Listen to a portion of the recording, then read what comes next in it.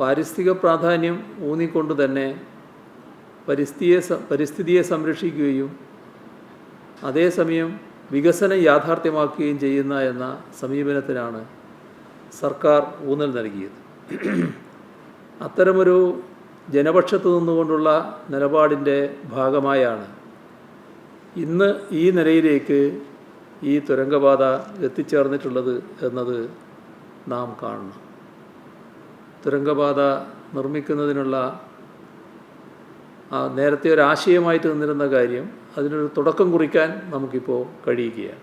ഈ രംഗത്ത് മികച്ച സാങ്കേതിക വൈദഗ്ധ്യവും ദീർഘകാലത്തെ പ്രവർത്തന പ്രാവീണ്യവുമുള്ള കൊങ്കൺ റെയിൽവേ കോർപ്പറേഷനെയാണ് പദ്ധതിയുടെ നടത്തിപ്പിനായി ചുമതലപ്പെടുത്തിയിട്ടുള്ളത്.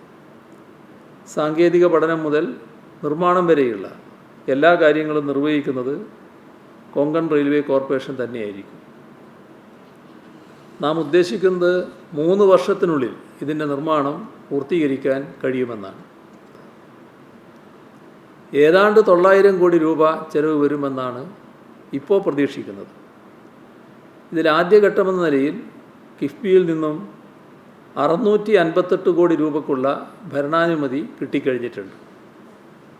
എന്നാൽ സർവേ, സാങ്കേതിക പഠനം ഇവയെല്ലാം പൂർത്തിയായാൽ മാത്രമേ പൂർണ്ണമായ ചെലവ് എത്രയാണ് എന്ന് കണക്കാക്കാനാവും.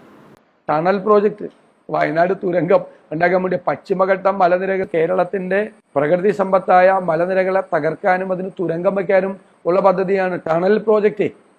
വയനാട്ടിൽ പെട്ടെന്ന് എത്താൻ വേണ്ടിയിട്ടുള്ള ടണൽ പ്രോജക്റ്റ്, അതിനെയൊക്കെ ഞങ്ങൾ എതിർക്കും, ശക്തിയായി ഞങ്ങൾ എതിർക്കും, ഒരു സംശയമില്ല. ഈ ടണൽ പ്രോജക്റ്റ് പശ്ചിമഘട്ട മലനിരകളിൽ വലിയ വ്യത്യാസം ഉണ്ടാക്കും. ഇങ്ങനെ ടണൽ ഉണ്ടാക്കാൻ പോകുന്ന ഒരു പദ്ധതിയെ ഞങ്ങൾ അംഗീകരിക്കില്ല. ആ സുദിനം, ആ വാഗ്ദാനം നടപ്പാക്കപ്പെടുന്നതിന് തുടക്കം കുറിക്കുന്ന സുദിനമാണ് ഇന്ന്. ഇവിടെ ആദ്യമായും എല്ലാവരുടെയും അനുമതിയോടെ ആനക്കാമ്പൊയിൽ, കള്ളാടി, മേപ്പാടി ഇരട്ട തുരങ്കപാത ഔപചാരികമായ നിർമ്മാണ ഉദ്ഘാടനം നിറഞ്ഞ സന്തോഷത്തോടെ നിർവഹിച്ചതായി പ്രഖ്യാപിക്കട്ടെ. നിറഞ്ഞ സന്തോഷത്തോടെയും അഭിമാനത്തോടെയും വലിയ പ്രതീക്ഷയോടെയും എല്ലാവരുടെയും അനുമതിയോടെ ഫസ്റ്റ് ബ്ലാസ്റ്റിംഗ്, അതിൻ്റെ ഭാഗമായിട്ടുള്ള സ്വിച്ച് ഓൺ കർമ്മം നിർവഹിക്കാൻ പോവുകയാണ്. Thank you sir, thank you so much.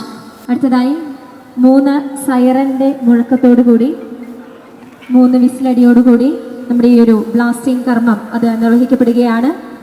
അതോടൊപ്പം തന്നെ എല്ലാവരോടും റിക്വസ്റ്റ് ചെയ്യുന്നു, നിങ്ങളുടെ എല്ലാവരുടെയും ഫോണുകൾ സ്വിച്ച് ഓഫ് ചെയ്യുക. ഏറ്റവും ബഹുമാന്യനായിട്ടുള്ള ടണൽ ബ്ലാസ്റ്റിംഗ് എക്സ്പേർട്ട് അദ്ദേഹത്തെ അനുഗമിക്കുകയാണ്. അതോടൊപ്പം ഏറ്റവും ബഹുമാന്യനായിട്ടുള്ള CM ശ്രീ പിണറായി വിജയൻ അവർ നമ്മുടെ ബ്ലാസ്റ്റിംഗ് സെറമണി നടത്തുന്നു.